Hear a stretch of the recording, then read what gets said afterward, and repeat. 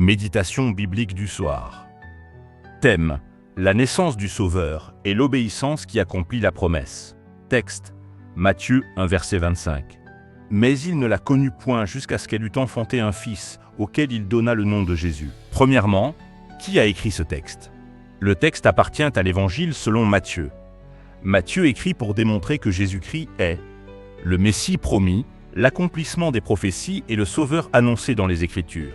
Deuxièmement, à qui s'adresse-t-il?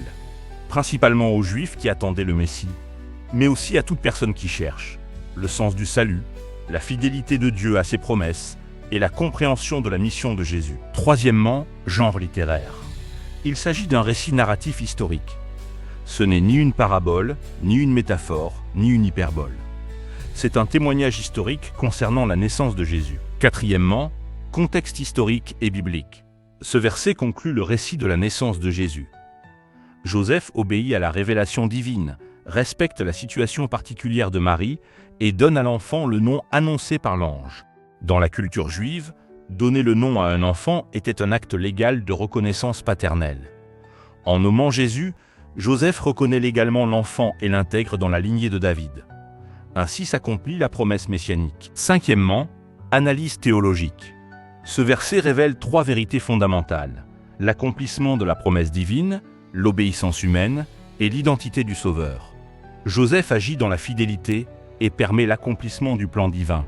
Le nom de Jésus révèle la mission du Messie: sauver l'humanité du péché. Sixièmement, définition des termes clés. Connu, en grec ginosko, signifie connaître profondément, souvent utilisé dans la Bible pour désigner l'union conjugale. L'équivalent hébreu est yada.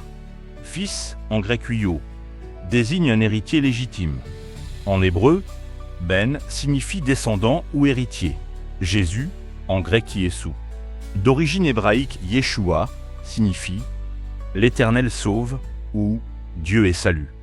Le nom révèle la mission divine de Jésus. Septièmement, sens original du texte. Matthieu veut montrer que la naissance de Jésus est conforme au plan divin. Joseph agit avec fidélité et respect, et le Messie est officiellement introduit dans la lignée davidique. Ce verset marque l'entrée historique du Sauveur dans le monde. Huitièmement, interprétation correcte. Pour comprendre ce passage correctement, il faut le lire dans le contexte de Matthieu 1, versets 18 à 25. Comprendre la culture matrimoniale juive et relier ce texte à la prophétie d'Isaïe 7, verset 14. Conclusion. Dieu accomplit ses promesses par l'obéissance des hommes et des femmes fidèles. Neuvièmement, mise en garde contre les mauvaises interprétations. Ce texte ne dit pas que Joseph doute de Marie, que l'obéissance est facile ou que le plan de Dieu se réalise sans responsabilité humaine. Joseph agit avec respect, discipline et fidélité. Dixièmement, illustration. Un messager peut recevoir un paquet précieux destiné à sauver une ville. Il ne crée pas le message, mais sa fidélité à le livrer permet de sauver des vies.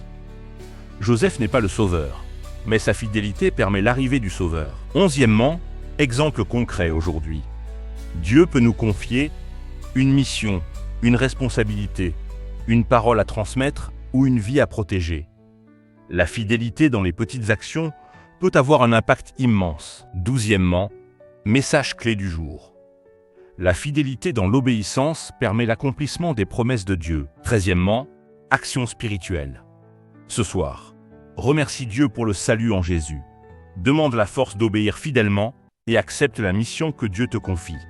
Dis: Seigneur, aide-moi à rester fidèle à ton plan. Quatorzièmement, acte prophétique.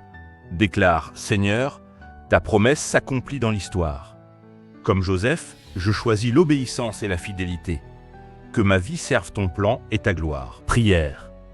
Père céleste, merci pour le don de ton Fils Jésus. Merci pour les hommes et les femmes fidèles que tu utilises pour accomplir tes promesses. Donne-moi un cœur obéissant et fidèle. Que ma vie participe à ton œuvre de salut. Au nom de Jésus. Amen.